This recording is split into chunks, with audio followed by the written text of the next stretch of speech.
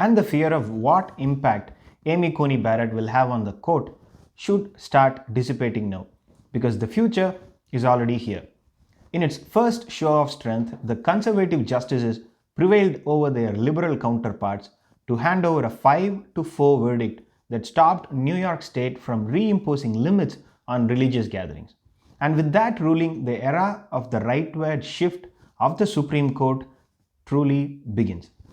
The majority of Supreme Court justices said New York Governor Cuomo's restrictions violated the First Amendment's protection of the free exercise of religion. In May and July, the Supreme Court narrowly rejected challenges to coronavirus-related restrictions in California and Nevada, with Chief Justice John Roberts joining the court's liberal judges to note that the state and the local government need some flexibility to deal with the pandemic. But the numerical balance of the court changed after the death of Justice Ruth Bader Ginsburg. That was a court with 4 liberal justices and 4 conservative justices, while Chief Justice Roberts was the main swing vote, moving left and right depending on the case. Now that balance has gone completely out of whack. The Supreme Court, as this ruling indicates, now has a conservative majority which will be very difficult to overcome. Just a couple of weeks ago, Justice Samuel Alito gave an unusually politically laden speech at the Federalist Society's annual convention and literally said that liberals pose a huge threat to religious liberty and free speech. It was kind of unusual, but I felt he just wanted to prepare us for the future that was coming at us. You don't throw the food directly into the oven, right? You preheat it, get the temperature inside the oven to the required level, and then place the chicken inside so that it comes out nicely fried and juicy. Well, that's what he did. So Joe Biden has already ruled out the let us pack the courts option.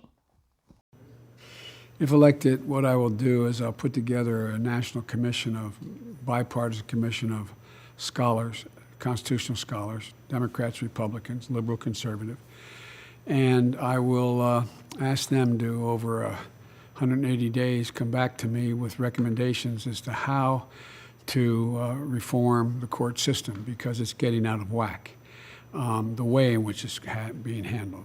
And it's not about court packing. There's a number of other things that our constitutional scholars have debated, and I'd look to see what recommendations that commission might make. So you're telling us you're going to study this issue about whether to pack the court? No, whether there's a number of alternatives that go well beyond packing. This is a live ball. Oh, it is a live ball. No, it is a live ball. We're going to have to do that. And you're going to find there's a lot of conservative constitutional scholars who are saying it as well. The last thing we need to do is turn the Supreme Court into just a political football. Whoever has the most votes gets whatever they want. Presidents come and go. Supreme Court justices stay for generations. He is making the case for a complete reform, which, if done properly, would be a great thing to do.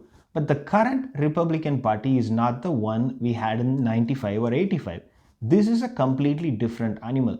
Unless there is a calculation, a table, that shows that by agreeing to Biden they can win more seats in the House or the Senate, Biden's plan will be dead on arrival. And second, Biden does not have the Senate control to see through his plan. The 2 Senate races in Georgia are the only last hope that we have, and Senate control will be vital if Biden attempts to reform the judiciary with Republican support. But we will have to wait until January 5th to see if the Democrats can truly win the 2 Senate seats in Georgia. If we lose, we need to wait until 2022. The Republican Party's base is a shrinking demographic. The last time the Republicans won the popular vote was 2004, 16 years ago. And they are not going to win one in the next 16 years, and they are not planning to. They are trying to keep fighting by clutching to their shrinking base harder and harder. And in order to do that, they need to keep riling them up as hard as they can.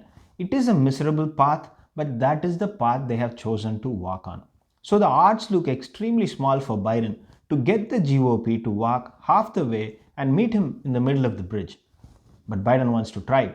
I think we need to give him that chance. I think he earned it. More than 6 million people have said in one voice that Biden must be heard. So let us wait before calling Biden will fail in his attempt to build a centrist coalition that bridges the gap between the 2 parties. Well, that's why you call it the audacity of hope. Thanks for watching, and please subscribe and help the channel.